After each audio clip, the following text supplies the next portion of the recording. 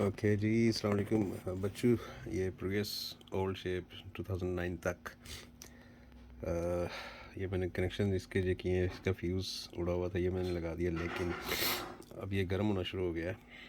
ये थिंग गर्म हो रही, काफ़ी करंट आ रहा है, लाइटें आ रही हैं, लेकिन डिस्प्ले नहीं आ रहा।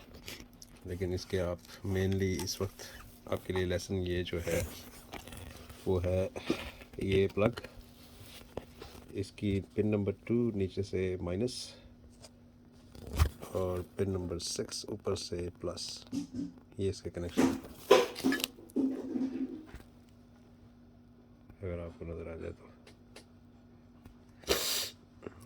पिन नंबर 2 नीचे से माइनस, पिन नंबर 6 ऊपर से प्लस, ये कंफर्म है क्योंकि इसकी वजह से सारा कुछ चल रहा है, लेकिन डिस्प्ले नहीं ऑन हो रहा है। Something else could be faulty.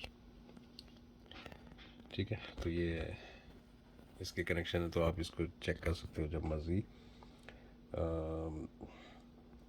Table पे, अगर कोई मीटर फिक्स करते हो तो। ओके।